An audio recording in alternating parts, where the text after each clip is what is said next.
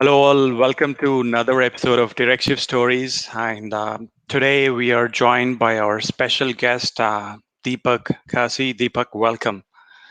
Thank you very much, Um, Raj. Great to be here. Deepak, again, I'm feeling awesome to be here with you. Let's dive in. Probably, um, I'm very pleased sharing this particular episode about various experiences in leadership development in terms of telehealth future, both good and not so good. I'm going to share some feedback which we got from our clients in terms Mhm. of um, being that particular leader in this post-pandemic world. What are the planning which we need to tweak into the Mhm. future to develop this? So for all the listeners out there, if you're watching this live, do share your thoughts or do share your feedback in the comment section. If you're hearing the replay, let us know where you're tuning in from, where you're signing from. So Deepak is a teacher at the University of Applied Sciences in Rotterdam.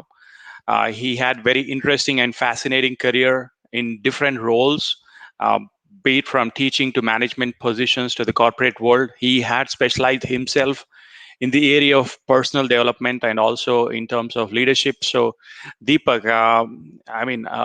keeping the kind of time which we have in place, I just wanted to hear it from you.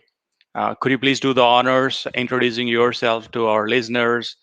How did you end up being a coach? Also into leadership development. Could you please share your journey precisely? Thank you. Yeah.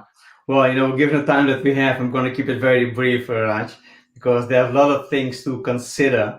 But my journey started actually when I left school already, and it's been like ages ago.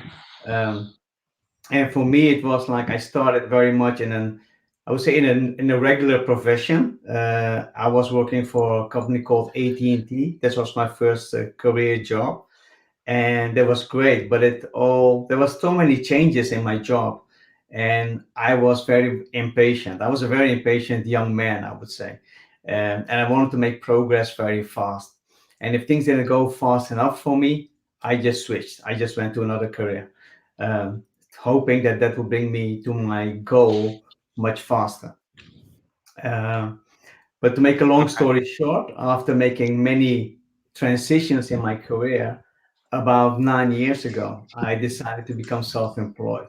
And my first step in self employment was to become a self employed project management consultant, because that was the thing that I've been doing for the 12, 13 years before that. Okay. Um, and that was also in the telecommunication industry. But about 6 years ago, I made a decision to transition again, go to another career. And I totally left the field that I was working in. And I went for doing coaching and training. And that's what I'm still doing today. And the reason I decided to do that, it was not because, I didn't do my whole life just to become a coach or a trainer. That's something that I anticipated on doing when I become old. This is what I'm going to do. But it's something I realized that, hey, this is something that I've been doing on the side and I really enjoy doing it. And while I really enjoy doing it, I thought, you know what? Why not make a profession out of this? Why not build a career out of this? And that's what I started doing about 6 years ago. That's how I came to this path that I'm currently on, Raj. Awesome. Could you also share, as part of side hustle, probably in terms of health and fitness, uh, apart from physical running, why you run so much, not only for leadership development, but in real Rawsome life? Yeah. The thing is, I started running when I was about 16 years old. And Okay. one of my brothers asked me like, "Hey, Deepak, do you want to come along for a run?" I said, "Sure, why not?" And since then, I kept on running. My brother stopped running, and I'm still doing it actually. So, Okay. and I'm doing it because it's fun. It's relaxing. When you're doing it, it's not relaxing at all, but it relaxes my mind. It makes me free. It makes me not think of all the things that are going on in a very, how to say, worrying way, but it allows me to think about things in a very constructive way. Usually I get my sorry, my best ideas when I'm running or when I'm Oh, taking a shower as well. yeah. Again, many people think moment they get promoted as a leader, probably anybody in terms of career or any Yeah, particular job, be it personal self development, or many people get excited, like the way you mentioned, hitting the shower or probably playing the music. There is kind of a therapy, mhm, running for therapy or leadership responsibilities as a therapy. But as you grow, the bigger you become, the responsibilities also grow bigger. So, in terms of the kind of tremendous experience you had, you proved it time and again that you are a student. In fact, we are all of us are students all the time. So, what yeah. should healthcare executives should consider to be students all the time? Well, um, the thing that I like to believe for myself is that I don't have all the answers. Even if I have the answers, those answers might be applicable now, but they might not be applicable a year from now or 5 years from now. So whatever we think is real or true now might not be true 5 years from now because there are new developments, there are new insights. And if we don't look at those new developments and new insights, we're gonna hold on to old regimes, which are or old doctrines or dogmas, which are maybe not valid or relevant anymore. So if we fail to look at those things, we are going to be stay stuck in a way that is not effective for us anymore. And it's definitely not going to help the people that we're trying to lead or trying to support with our skills. Because especially in the healthcare industry, I would say people come to you because they look at you as being the expert. Now they look at you That's right. like, it's like there is God and then there are the healthcare specialists. And then there are other people. So whatever healthcare people say, we believe them to be true because these people have worked hard, studied hard, and so whatever they say, we take them for true. So that's why we have to be critical about our own thinking as a healthcare specialist. Because if you're not being critical to yourself anymore, you don't develop yourself anymore, you're not going to be able to provide a great service to your patients. And then you will be actually failing your patient. And that's not what you want to do as a healthcare professional. And that's not what your patients are expecting from you as well. So that's a very important reason for keeping developing yourself. Um, that's what Awesome. my thought is. Yeah, Yeah. that's great. That's interesting. You said okay, instead of staying stuck, you need to lead, or you need to support. You need to be upgrading your skills critically. In fact, this reminded me moment you mentioned God and healthcare, or probably the profession of. This reminded me of the purpose video which you mentioned with your dad. The one of the videos which I Yeah. watched on YouTube. So Yeah. when you ask your dad, like, what's the purpose of life? I mean, Actually, he asked when your me dad, he asked you, you said, I don't know. That reminded me of your question. So many doctors consider that, not only doctors, everybody in the healthcare profession, that their main purpose is to take care of the patients. hmm Again, it's a patient centric model out there. Yeah. But in the post pandemic world, again, the kind of things which we have all seen, everybody had been challenged. In fact, leaders have been challenged enough to learn something new. So hmm was there anything new which you had learned in this last 1 year which you want to pass away, or would you like to share with something which this healthcare executive should learn? Is there Uh, something new which this pandemic had taught you? yeah. Well, actually, one of the things that they have been, how to say, um, keeping me busy a lot during this last year, because in the beginning, we didn't know what was about to happen. We didn't know what this pandemic was. We didn't see it that much as a pandemic at that time, maybe even. Um, So we all went in full with all the restrictions that we were having. And We were very much concerned about our own health, but also for people next to us. Yeah, the Uh, community around. Yeah, that's true. exactly. Yeah. And so while we're being very concerned, we were taking all the things that our government, but also our official organization were telling us. We were all taking them for granted. Yes, we will comply. Yes, we will comply. And while at that moment that was absolutely necessary to just to comply and to listen, because we didn't know what was going on, it seems like we failed to keep a critical mind. That's my view as an outsider.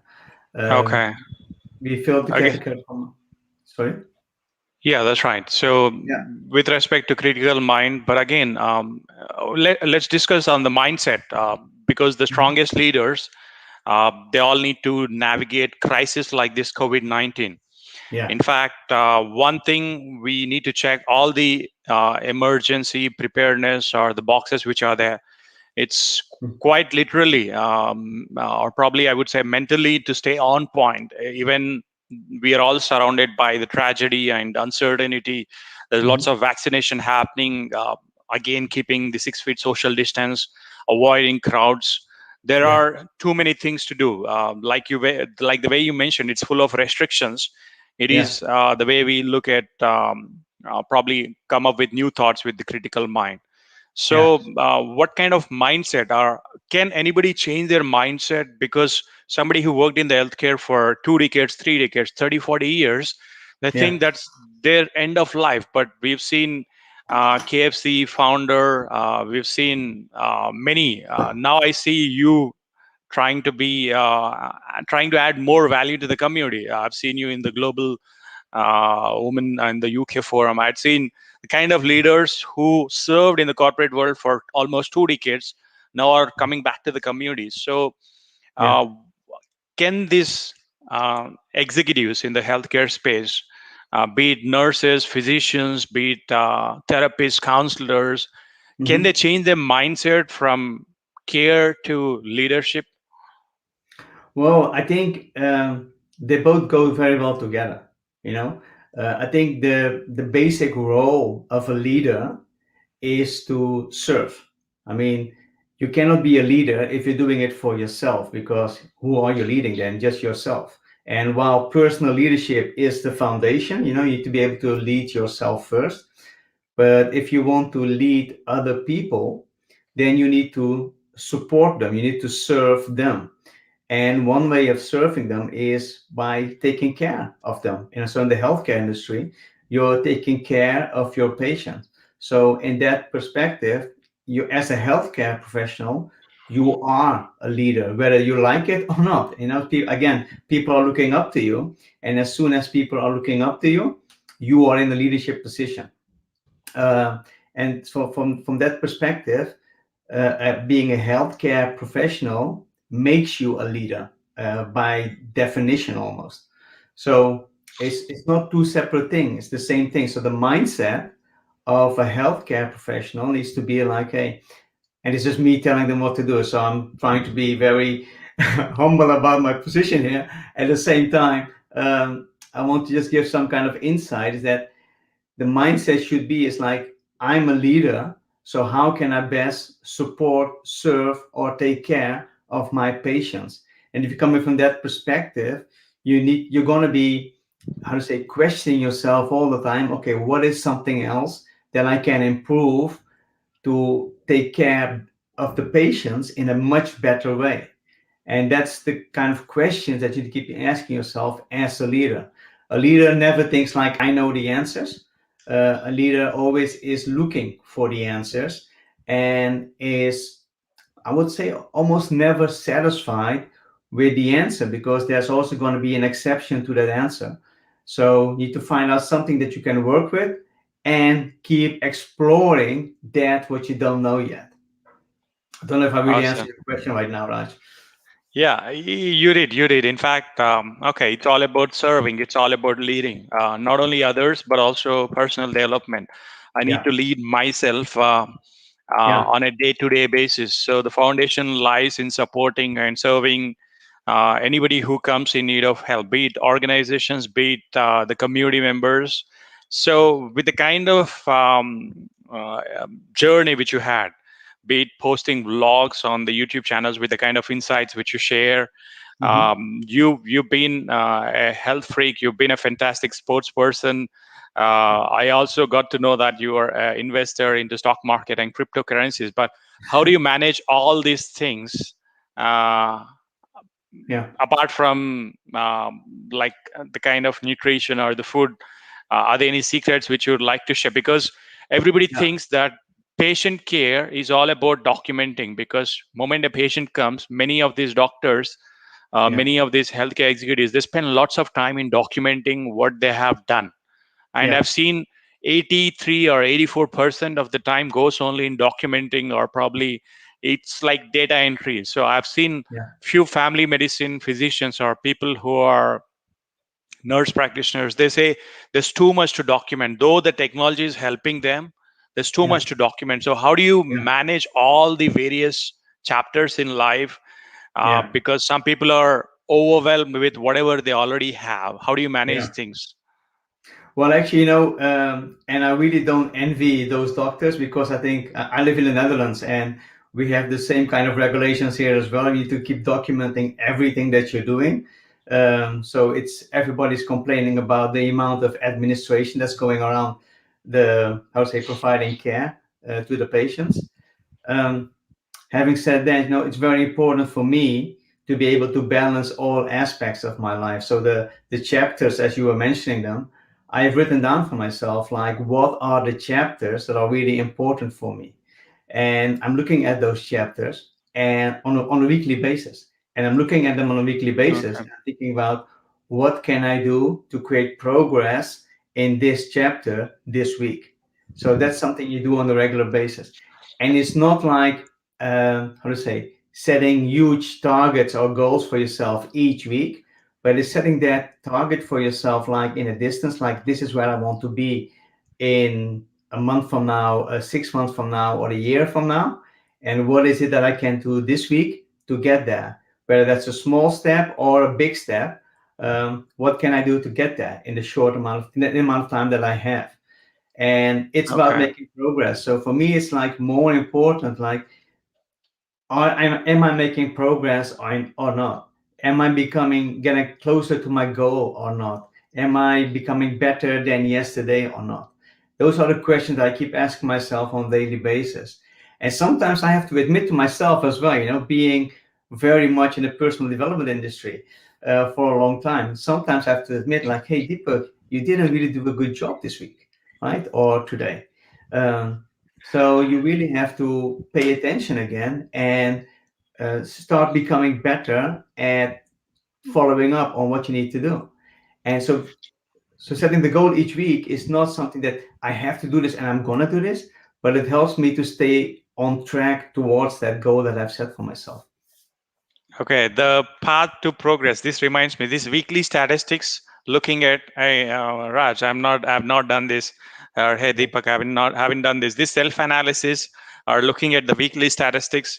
This self analysis. I mean, people tend to procrastinate. So, is it advisable to have a coach or a mentor during the yeah, journey, or what should be the path to progress yeah. every No, hour or every day? as a coach, it's like I'm almost, how to say, obliged to say that of course you need to have a coach. But that's not it's not because I'm a coach, but also realizing that if you look at anyone in any environment that is performing really well, everybody has a coach. Everybody has, whether that's someone that they're paying or not, everybody has someone that is holding them accountable. Everyone is someone that is pushing them forward and getting them out of their comfort zone. If you don't have that kind of person in your life, you're going to stay stuck at the same place. And when you stay Yeah. stuck at the same place, you're not growing anymore. And if you're not growing, unfortunately, the only other way is you're dying. So if you want to keep Okay. growing, you want to keep living, if you want to keep adding value to yourself, but to others as well, you need to push yourself out of that comfort zone. And it's not always going to be nice or easy, but it's going to be very rewarding at the end of it. Yeah, this is like again, instead of saying awesome, I wanted to say Rawsome. But again, before coming back to the word Rawsome, I just wanted, this reminded me the way you mentioned like everybody needs a coach. I was just wondering, people in healthcare can easily afford coaches, but there are a few therapists, counselors, there are a few social workers who Yeah, struggle very hard to make the ends meet. So yeah, people who can't afford coach now, can your spouse be a coach? Can people of younger generation, can your children be coach? Or is it always advisable to somebody who is more matured, more experienced than you to have a coach? Like, what should a coach be yeah. like? The thing is that anyone can be a coach. So that's the first thing I want to say. Anyone can be a coach. Sometimes it's just one sentence someone says to be able to make like a radical change.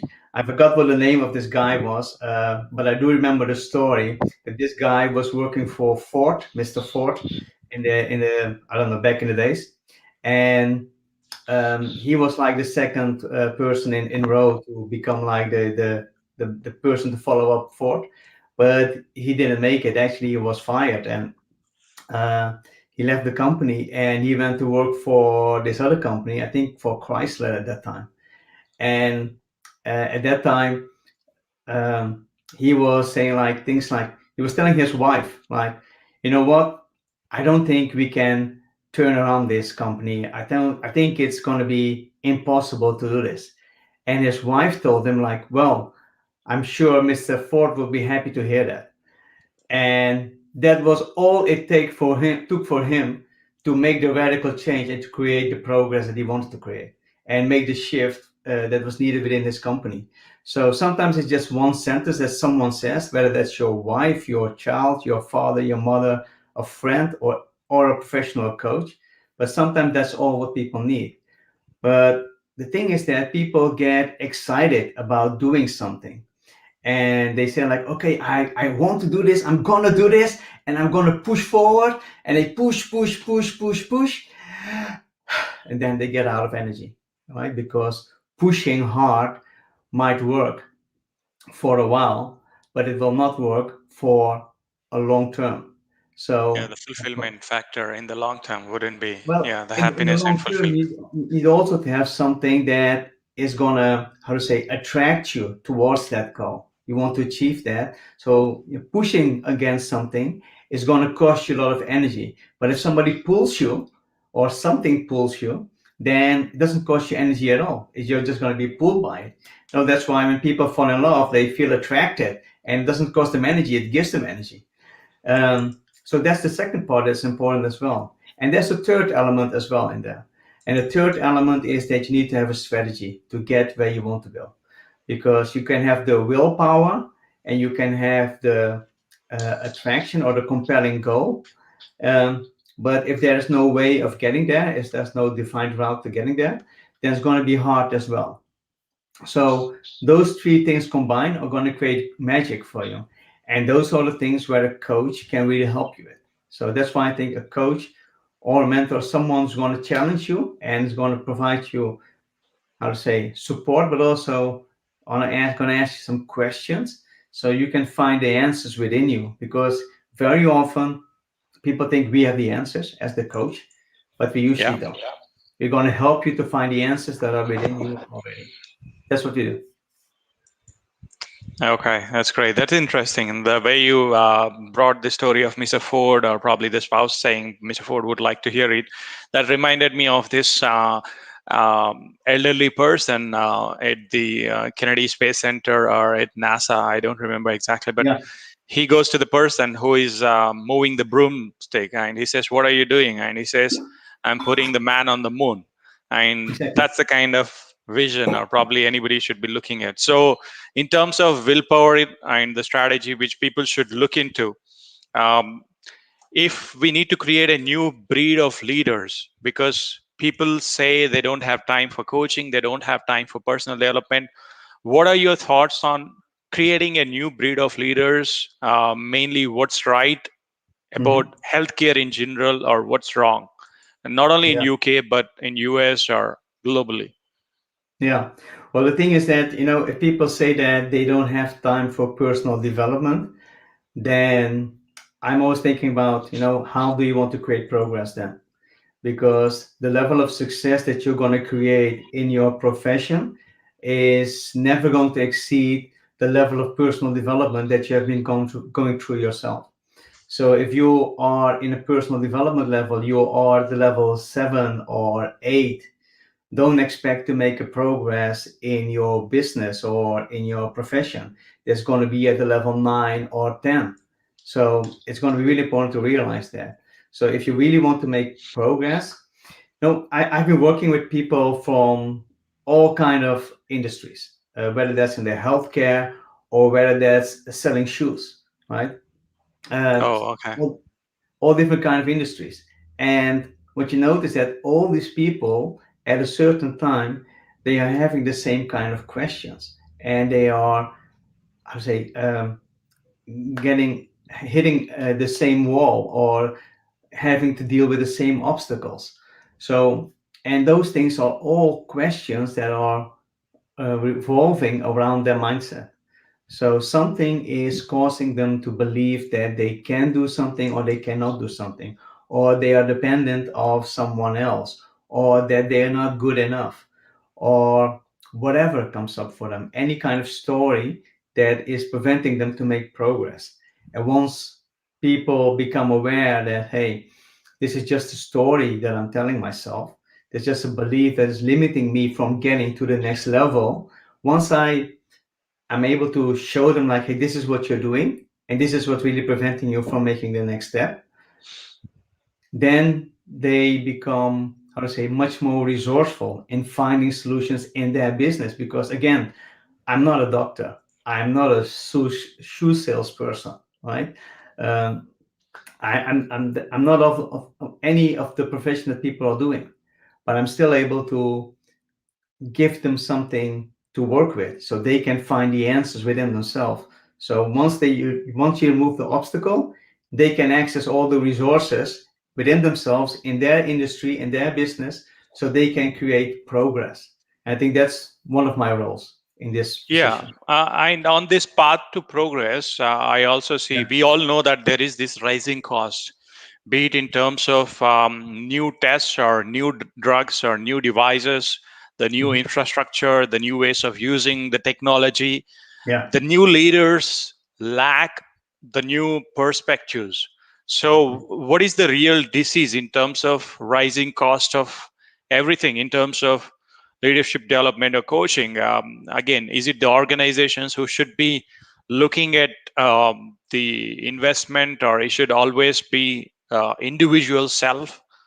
What is the real disease in terms of Yeah. the kind of mindset which Yeah. somebody says who doesn't have time? What is the real disease? Well, the thing is, if you're talking about the cost for personal development, Yeah. I think that was a question that you were asking. For me, Yes. it's like it's not really important who is paying for the personal development. So if you can pay it yourself, that's great. If your employer wants to pay for it, that's great as well. The important thing is like how hungry are you?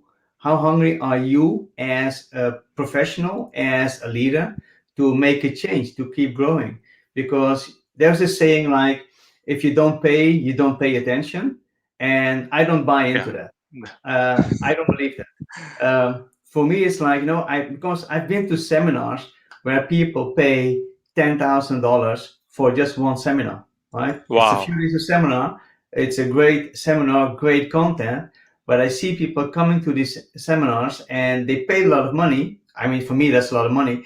And they leave and they don't do anything with it, right? They have the pleasure of saying, like, no, I've been to the seminar. It was great. I really loved it. I learned a lot. And then they do nothing with it, right? So for me, the important thing is not like, are you paying for it or is someone else paying for it? For me, the most important question is, how hungry are you to make a change?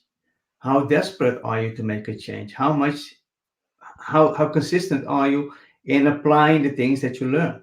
Because the old story was that, knowledge is power, but knowledge is not power. You can go on Google these days and you will find everything that you ever wanted to know. The knowledge is there, but nobody's applying it. I mean, there are only a few people applying it, and the few people who are applying it, they're having a lot of success. And the other people are just saying, like, you know what? Yeah, I looked at it. I know that, but they're not doing anything with it. And that's not, I have this thing here, and Yeah, it let sounds me. like a drawing of one of my children, but it's not. Actually, this is done by the guy who was known as the rich dad from the Rich Dad Poor Dad. Um, and what it says, what's saying on this thing, that's why I framed it. He used my notebook to make, like, explain something to a small group of people. And what it's saying here is commit to mastery. And that's the line that I'm remembering for myself all the time. Like, am I doing it just because am I going to do it once and think like I'm there already? Or am I going to do it a few times so I can say, like, you know what, I'm really good at this? Or do I really want to become an expert? Do I really want to become a master at this? And this line, as weird as it may sound or look, for me, it's really important. So for me, it reminds me, like, hey, I need to commit to mastery. I need to create progress. And I'm not there yet. And I'm not pushing myself in a way to be like unhappy with myself, but I'm pushing myself to reach, like, hey, come on, Deepak, you can do more. There's more inside of you. There's more you can reach. Not because I want to have so much things in my life, because I know that there's a potential in me that needs to be uncovered. And the more I uncover, the more I'm able to express myself even better. Awesome. In fact, that's good. That's good. With respect to the way you mentioned again in healthcare business, so does it need to be more of team care or does it need to be team sport? Because when you commit yourself to the master, Yeah. the culture or probably the language of how you deal with people, the members of the team, or again, be it primary care physicians who are providing the primary care, all this, does it also need to be more of team care? Because you mentioned like the way people invest thousands of dollars, but they don't do anything with the knowledge. In fact, if Google has all the answers, why is Yeah. not everybody happy? That's another question which people make me realize. So does it need to be more of team care or team effort to committing to the master? Again, is it individual self? Yeah. Yeah. So it's just a sideline, but I just remember something when you were saying this. You know, people think that we are very rich and smart, especially in the Western part of the world. But then the question comes, like, why are we then so unhealthy and unhappy, right? While we're so rich and smart. Um, so going back to your question about the team sport or personal, it's just an individual thing. I think it's going to be a mix of those things. Um, but it starts with you. It starts with you as an individual, because you need to take ownership of your own health. If I go to a physician, if I go to a doctor and who doesn't look healthy to me, I kind of lose my faith in that practitioner, because I know I shouldn't be judging, but in the first instance, it's like, if I want to be healthy and you don't look healthy to me, why should I That's buy right. your advice? So I want someone to treat me who's healthy as well. So I need to take care of myself. That's one of the reasons why I'm kind of inspiring myself to uncover my potential, to move to the next limit, or to the next Okay. level, say. And once I do that, I can create a group of peers who want to do the same thing. And together, we can create a group that's going to be able to provide better care to other people. So that's my way of thinking about this. And again, we all have our own reasons why we're doing the things we're doing. um, Still, we need to look at, okay, how can we make a change? And very often we get so stuck in our way of doing things that we get used to it and we don't want to change anymore, because, hey, nobody likes change. Change is uncomfortable. Change is a lot of uncertainty. And it's nice. We know it's not the best thing, the situation that we're in, but we're used to it, and we are used to it. Our environment is used to it. And even if I know at the time I stopped eating meat, I was a big meat eater when I was young, and about 15, 16 years ago, I decided to stop eating meat. So I was only eating chicken, and I was eating that, and I stopped eating that. And while I was eating that, so when I stopped eating that, my family, my friends were telling me like, "Hey, Deepak, come on, you have been like the biggest meat eater we know. You can't stop eating. You don't be ridiculous." People say things to you like that, and you start doubting yourself, like, yeah, I think they're right. Maybe I should have a little bit of meat every now and then. And then I was doing that, and then you learn that, hey, wait a minute, I'm doing this just to please them, and I made a decision for my own reasons. But these people are keeping me in that, how to say, environment as a way of connect with me. And then I said, no, no, no, no. I love to connect with these people. I want to be with these people, and I want to be healthy as well. And for me, eating meat was not a healthy way of living. And I'm not judging other people who are eating meat, because everybody should do what they want to do. But I wanted to make some changes for myself. Uh, so I decided not to do that. And I've been able to do that now successfully about 15 years now, because I decided what I want to do for myself. And that has actually led other people to make some changes as well. Because when I was going to people's homes, they're going like, oh, Deepak is coming, so we better have something else than chicken in the house. And I'm still eating fish. So they would have some fish for me, and then I noticed people were having fish instead of meat, instead of chicken. So now things have radically changed because of the change I made for myself. So, yeah, if you hold on to your own rules, to your own guidelines, then there will be like, you'll be a role model for other people as well, without enforcing it to other people. So that's something that people should take into consideration as well. Awesome. So, in terms of looking for the future collaborations or future partnerships, not Yeah. only people from various sectors or people from different communities, Yeah. what gives you motivation to reach out to different sets of people? I've seen you uh, probably, I've seen a couple of videos or Zoom pictures or probably screenshots on your LinkedIn post in Yeah. terms of leadership coaching.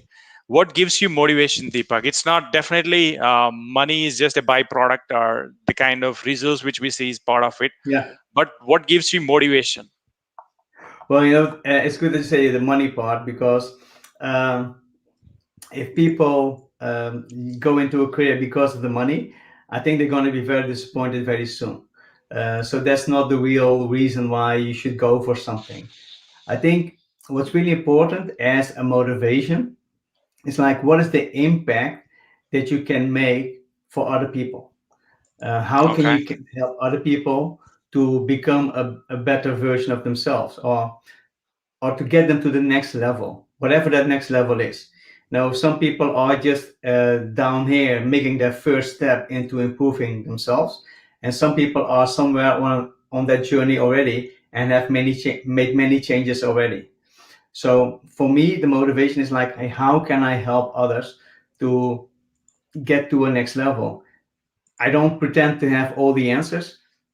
I don't certainly, I know that I don't have all the answers, but I know that I can help people to move forward. and Again, and that's the yeah. main goal, that I have to help people move forward, because we want to create a better quality of life for all of us. And I know a way of doing that, and so if I can share that with other people, I think it's kind of a responsibility that I have, because if I hold it to myself, it's not going to do any good for the world. So I would love to share that with the world, and that's one of the reasons why I'm doing the broadcast on YouTube, on my YouTube channel as well. Yeah, the kind of impact you're creating in lives of others. Again, attitude of gratitude. That's simply superb. Exactly. Yeah. Like what you're giving and all. So, in terms of again coming back to the healthcare system, there are lots of differences, not only in UK or probably in the Europe or Mhm. the place where you are right now in the US or in Australia or in Asia. There are lots of differences, lots of healthcare disparities within the system. People suffering. from cancer in low income communities. There's a huge, there are lots of various disparities. How should one should overcome? So, what are your thoughts in terms of um, about how the healthcare system or how the leadership roles should work on addressing these various disparities in healthcare? Well, that's a very big question for me to answer, Raj. um, there's a lot of things going on in the healthcare system I'm totally not aware of, and I'm totally not aware of all the challenges that are going on.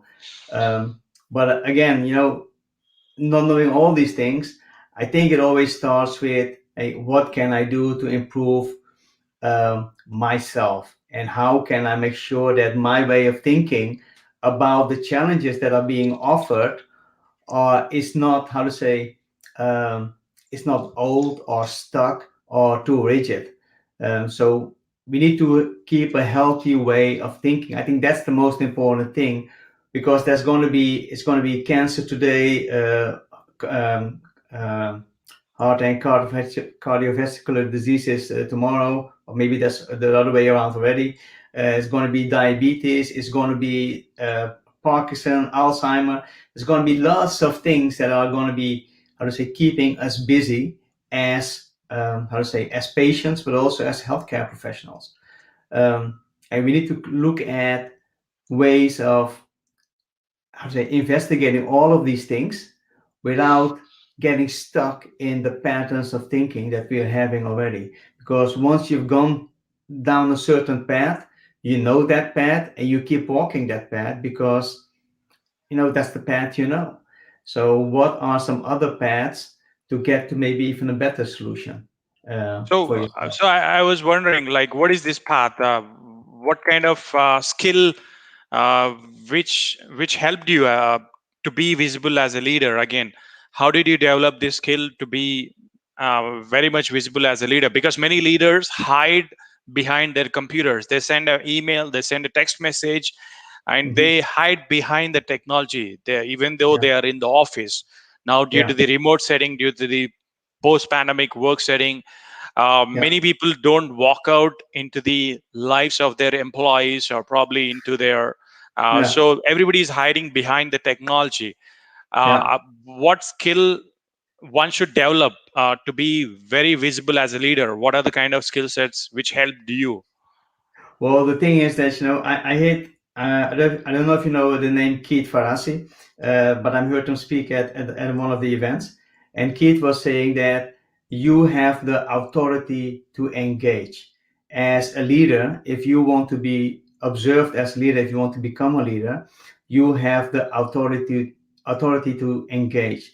So that means that whenever you see something is going on that doesn't feel right or needs to be fixed, you need to step up.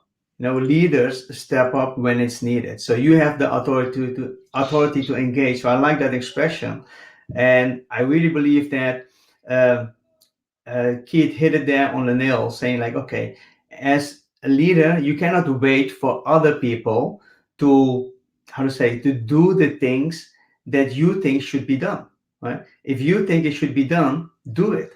Don't hide behind your computer. Don't just send out an email and you hope that people will make a change. No, you step up and you go ahead and do it. And just give a simple example. If, and this is like a really simple example, nothing to do with leadership, but if I am in the kitchen and I see something that is not at the place where it should be, or I see something has been dropped on the floor, I can look for someone else and say like, hey, why did you do that, or why did you leave it there, or whatever question I'm going to ask them. But I can also pick it up and throw it away myself, right? And that's sometimes we feel like we are, no, we are too good. I'm going to identify the problem, but somebody else has to solve it. No, you have the authority. So you're not going to be given the authority by other people if you don't claim the authority yourself. Very often we expect other people to see us as leaders because we have a certain position in life, but it's not how it works. Having a certain position or a certain title doesn't make you a leader. I think John Maxwell is a great speaker on this Yeah. area as well, and he really hits it on his nail in the nail on the nails when he talks about the 5 levels of leadership. Um, Having a position or a title doesn't make you a leader. No, leadership has to be earned, and you do that by setting an example and following through on that example. And then people will want to connect with you, and they will give you the position as a leader. And then you have earned the title of a leader, and then that's how you become more visible, and people will follow you when you do that.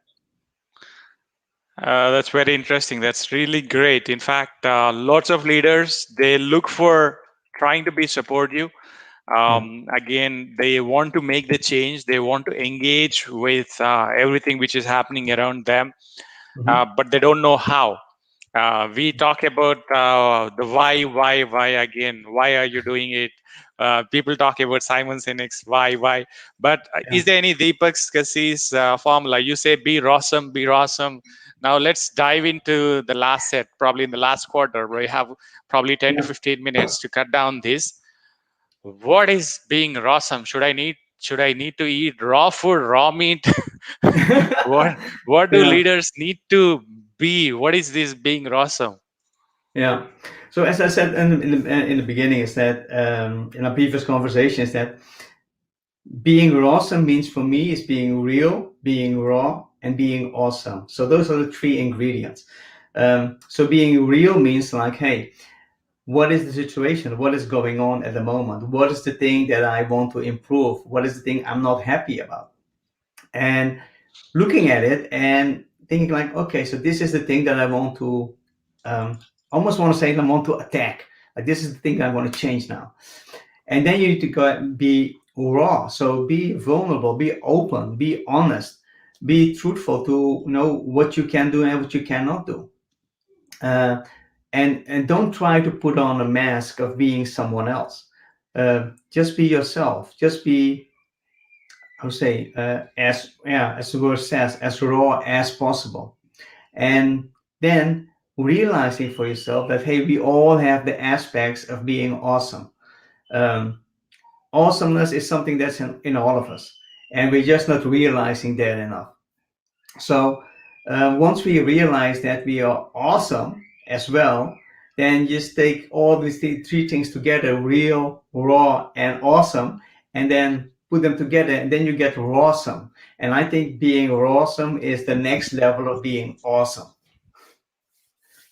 And so with Okay, that, that's yeah, interesting. So being more vulnerable, being open, but again, it's the government. Again, with respect to the way things are happening, mainly we are more creative. Probably we seek help only in crisis. All the individuals, we approach leaders only we are in crisis. We definitely look for help only if we know or understand that we are getting into a crisis. So hmm, there are lots of um, professional and personal relationships which are also are in a crisis due to the ongoing things. But I love the way the kind of perspective which you had put. So let's dive into the last segment, which is like a rapid hmm, round or probably some fun questions as yeah, to what kind of talent which people need to hold, probably what could be the normal or the new normal in terms of the kind of talent which is hidden within the organization. So could you share what was your first job, Deepak? What was your first job yeah. where you got paid? Okay, the first job I got paid. Now I'm not looking at the side jobs I had when I was still studying, um, because I did get paid then already. But after my study, the first job actually was when I went into military service. I did the military service here. I was in the Dutch, the Royal Navy. I was an Wow. officer in the Navy, so I did that for about 16 months. So that was my first paid job, and the fun thing was that when I was in the Navy, I was a teacher. So my first job was being a teacher, and I was teaching because I have a degree in electrical engineering, and so I was teaching things like data communication, computer architecture, um, Pascal programming. I don't know if people still remember Pascal, or Yep, machine language programming. Those kind of things I was teaching then. If you would ask me anything about these things right now, I know zip. I don't know anything about them anymore. So it's been too long ago. But after that, I went into the telecommunication industry, and that was also I was instructor for the telecommunication equipment that we were selling to the incumbents, the telecom operators in the various countries around the world, actually. So that was my first paid job. Well, my second paid job after the military service. being Yeah, in the Navy and teacher. Okay.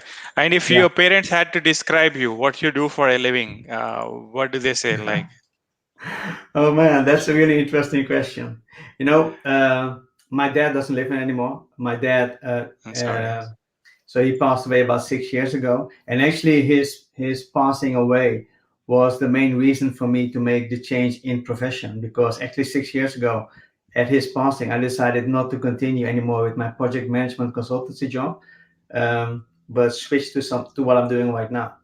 Um, I'm and sorry. Okay. That's okay. And my mom is 85 now, and Whoa.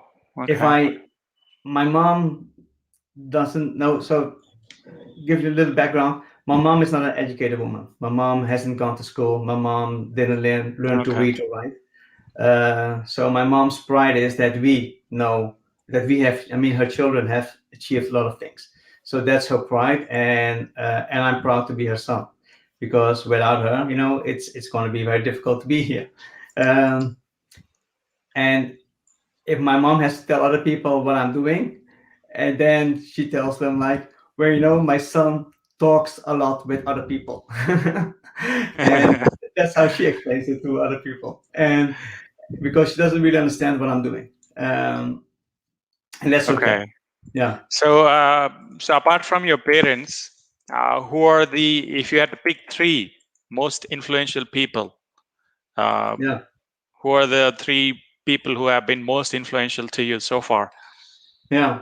So you said I cannot pick my parents because they have been very influential for me. Yeah, Um, everybody would certainly pick parents, but we want yeah, to know. I mean, most of our yeah, guest I understand. speakers, we wanted to know from a with a different Yeah, perspective apart from parents, because yeah, definitely parents would be there in of the course. core Yeah, of what we're doing. It's they lie in our heart of what we yeah. do.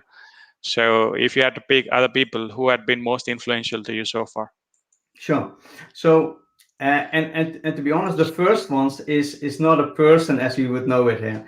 I'm not a very religious person, but I have been a devotee of Hanuman. Maybe you know Hanuman.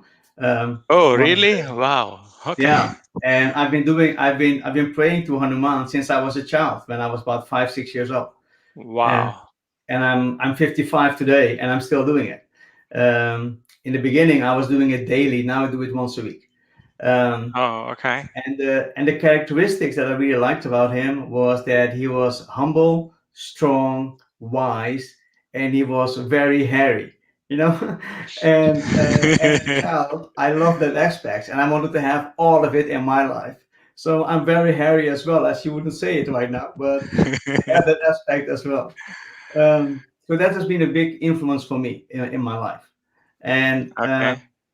and apart from that, that you meet people in your life who are being, yeah, they're giving you something that you take on. I think Tony Robbins is definitely one of those people who has been a great influence in my life.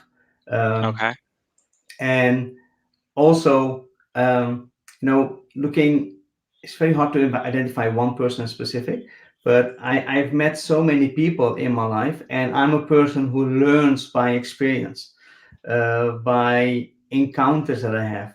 And through all the traveling that I did in my life, I have met so many interesting people that they gave me something like, that's interesting. I met a bus driver who turned to be like a millionaire. And I went like, how is that possible? Why would you be a bus driver and be a millionaire? Right. And so there's been like, those are the moments, those people who influence me a lot. Like, okay, because they make me curious, they make me think about, hey, what is it that I'm not seeing? What is it that I'm not realizing? Why is it that they're doing this instead of doing something else? And those are people who are influencing me a lot, I would say. Again, if you had to give away our listeners Hmm. um, any of the resources which had helped you, I know Yeah, they should be able to reach you on LinkedIn or through Googling Rawsome.life. Or I yeah, know with the kind of things which you had shared about the kind of people who had more influential to you, I could see when we look at ourselves in the mirror, they say that they, when you look at your own reflection in the mirror, there is God in everybody. There is God in like a hum brahmasmi. In India, we say that. I don't know the kind of childhood you said you had was not in India, but the roots lie in Bihar. But you were born and brought up.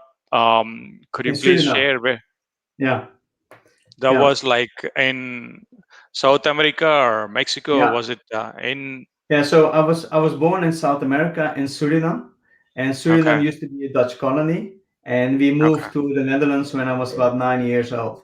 So that's been a long time ago, considering I'm okay. 55 now. Yeah, So coming back to the question, so what are the resources which had helped you in the last 5 years? Not, we wouldn't like to go 20 years or 2 decades, because there are lots of resources from the Navy or with the kind of leadership development. As a teacher, Google yeah. is one of the best resource. But apart from Google and YouTube, what are Yeah. the resources that have helped you along the way? You know, to be honest, I'm not a great reader. And at the same time, I like books that. are a great resource for growing yourself.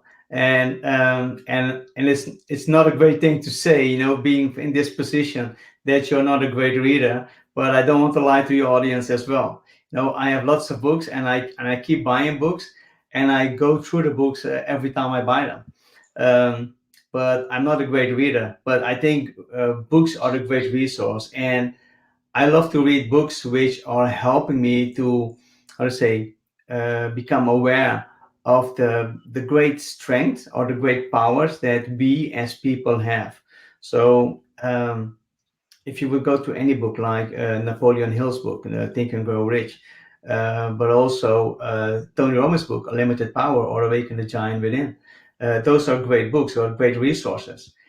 And one of the things that I'm realizing more and more these days is that there is so much wisdom in the Asian world, right? There's so much knowledge in the Asian world, and actually now I'm hearing all these things back from the Western world. They're giving me back all the Eastern knowledge in a Western, with a Western source, I would say. And like, hey, wait a minute, the source is there, so why don't I go back to the source? So that's a resource that I'm really exploring more and more these days. There's one book, I don't know if you know Ray Dalio. Um, and Ray Dalio is like one of the biggest fund managers in the world. And Okay. Ray Dalio recommended one of his books in his book. It was like the Masters of the Far East, and I think that's the next book I've ordered. And actually, it was supposed to be in yesterday, but it didn't arrive yesterday, so I hope to get it Okay. tomorrow. So books are a great resource for me to, how to say, to advance my knowledge. Next to the YouTube and all the Google things, right? Of course, they will still be there as well. So, what is this problem which you are most passionate about solving, apart from the kind of knowledge which you're gaining, going through all these resources, going through not only Think and Grow Rich, Napoleon Hill, or probably these other books with Mhm. various fund managers, or Tony Robbins? Again, Yeah, Tony is a planet, I would say, UPW and Date with Destiny. We know that. yeah. Again, not speaking much about the kind of training coaching which you do to Tony and probably the participants out there. What is this problem which you are most passionate about solving? Like, what is that problem which you're trying to solve right now? Mm. Well, that's to give like in one thing, I would say removing the limiting beliefs that people have, right? Uh, Uh, Great. because removing limiting beliefs that people have, it's like, how to say, robbing them from their dreams, their desires, their goals, whatever they want to achieve. Once you're able to remove that limiting belief, then you can really go after that. So whatever that limiting belief is, if I can help you to remove that limiting belief, I mean that really juices me up every time. I people, it's like a light bulb goes on, like wow, I'm Aha moment. I see something now, or they feel like something has dropped from their shoulder. They're not carrying that with them anymore. And that's like this moment where you have this breakthrough, and then bang, things happen for these people. And that's what I really love seeing for people. Okay, and also from the videos which I watched on YouTube, I got to know that you're more of into spirituality. You're a person who believes in some universal power and all that. So, Yeah. if Deepak wasn't a coach, if Deepak was into corporate world, or if your journey was not what you had been, what Yeah. would you do with your career if this wasn't it? What would you do Yeah. different? That's really I love that question. Because the I said as I have a degree in electrical engineering, and the reason I chose for electrical engineering is because I had a brother-in-law who's like a car mechanic. I had a brother-in-law who was like a tailor. I had a brother-in-law who was I had a lot of sisters. I have a brother-in-law who's like a carpenter, and I I could was in the visualize so many images from different movies. exactly. Deepak as so and so. Like, I don't know if you know Shah Rukh Khan or Yeah, Akshay I do. Kumar. Yeah, I do. Akshay Kumar reminds me of you holding a black belt. In fact, yeah, I got to know you had a black belt also, right? Yes, So correct. I was visualizing you as a stunt person, somebody who could. That's all. That's amazing. I'm sorry to interrupt you. Please go ahead. Yeah, no worries. So I decided to go for electrical engineering. And when I finished that study, actually, while I was doing that study, I was just finishing it. And I was thinking, like, you know what? If I could do things over again, I would love to be a journalist. Uh, Yeah, I and love that. I love that. yeah, the Journalist, being a reason, journalist. yeah, and the reason for being a journalist is that, I mean, a true journalist for me is someone who's looking for the truth, is trying to Wow. uncover what's out there, what people have are not aware of yet. And I love this saying. I know Václav Havel was like the first president of the Czech Republic, and he was a poet as well and a writer. And he had this saying, saying like, "Follow the people who are looking for the truth, but run away from the people who have claimed to have found it." And I love that quote a lot. And I'm still using it today. That's why I say I don't pretend to know all the truth, because what is the truth? We don't know. We only can compare it with what we know today. Because some things we believed like hundreds of years ago, which are not true anymore. We know that's not true anymore. So being a journalist is like looking for the truth all the time. And even if you've uncovered the truth, you keep looking for something else. So being a journalist would be like a great thing for me if I was the coach, a trainer, electrical engineer, or whatever. Yeah, that is my job. Awesome. And could you share now, as this is like almost the end of the show? In fact, we should. Okay, we have Parul who had joined second European True Journalist Looks for Truth. Thank you, Parul, for saying, for highlighting that. Mm, Parul, I guess she's tuning in from India. That's again, as we are live on LinkedIn. yeah, Uh, Again, beautiful. what is the best compliment? Now, getting this is like part of the final person. Like, what is the best compliment which you had ever received so far with the kind of people? I bet you had already spoken to thousands of people through Zoom or through tele Yeah, space. I wouldn't say teleport like Inception or yeah. Christopher Nolan's. I don't know if you go. If you did you get to watch Tenet again? Coming back to the end of the show, I want to get a little personal. There's this movie by name Tenet. Did you watch it? I didn't see it yet. I heard great things about it, but I didn't see it yet. Uh, So still need to but watch it because I'm a big I movie fan guess myself. Okay, I guess no. The way you mentioned Hanuma with the long hair, again, it makes me get a little casual with you. At first, I Yeah, thought let me keep this conversation only to leadership development and into healthcare, adding little value to healthcare executives. But you did watch Inception, right? I did. Yeah, Uh, Yeah, now going into an interview within an interview is I'm not talking about dream within dream, but I'm talking about tenet is something as we are moving forward with this interview, there is also a reverse direction. There's a reverse of everything which happens in the parallel world. Now, if there was this best compliment, if you had received, not from your spouse or kids, but anybody out there, what was the best compliment you ever received? Yeah. I think the best compliment I received is like, "Hey Deepak, you helped me to make this change that I didn't think was possible before. You helped me to make this progress that I couldn't do before myself." And when Okay. I help people on their journey to move forward, and they feed that back to me, I'm super happy. I mean, that's gives me so much fulfillment to realize that I have been able to add value to somebody else. I mean, what else do you want? You know, if yeah, that's what I live for, to add value um, for myself, but also to other people. So if they give it back to me, that's what I really love. Awesome. The last question for the day. I know we already ran over the time. In fact, what is your best tip for making this world a better place? Okay, that goes back to um, being a critical thinker. Never assume that things are the way they are. So keep an open mind and keep questioning yourself and keep asking yourself, like, hey, is this really true or not? Whether that's in your mind, whether that's in the world, whether that's with your partner, with your family, whatever, keep a critical mind, because if you don't keep an open mind, keep a critical mind, you're going to believe the lies, if I can say that, that you tell yourself as well. So keep an open mind. Yeah.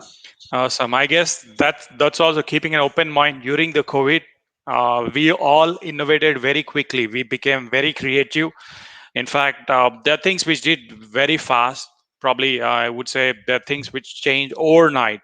Normally, in if this was like 2019 or 2018, it would have taken us 3 months or 6 months to see the kind of change which we had seen in the Mhm. last 1 year, the kind of business plans and how everybody had uh, got comfortably adjusted to making things very effectively. So I love the way you put it. Keep an open mind, be a critical thinker. So Mhm. don't bottle this energy, the kind of creativity which exists in all of us. Don't make sure things happen only during the crisis. Thank you so much, Deepak, for all the listeners. There is Yeah. amazing talent in people. There is amazing talent not only on LinkedIn or across social media during the Mhm. normal times, or there's amazing talent in the organization, and Yeah. this shouldn't blossom only during the crisis. This should Yeah. happen every breath we take, and that's what I strongly believe in. And thank you so much for accepting this invite, Deepak, once again. I know, again, Yeah. with the Thank kind of you. things which you mentioned, Yeah. you need to help people, you need to take one step forward. At the beginning I thought you are an amazing leader. For a couple of decades I had little doubt. There was this speck of dust, probably there's little doubt. Would you be able to accept our invite to speak to the physician leaders? Now you'll be able to catch this entire podcast on Google and Apple Podcasts as well. For Mhm. all the listeners who will hit the replay, who's going to see the snippets of this on social media, which will be available, and I'll share the recordings with you also, Deepak. This Excellent. complete Yeah. conversation, I'm going to Thank mail you. it to you, Yeah. and I'll see you, or probably I'll talk to you soon, very much again. And Excellent. for all the So listeners, thank you so yeah. much. So Is thank there you very much, anything? Raj, for this invitation. And I was happy to contribute for your audience and everybody else who was listening into this as well. Thank you so much, Deepak. Thank I'll you. talk to you soon. Bye bye, take care. Bye bye.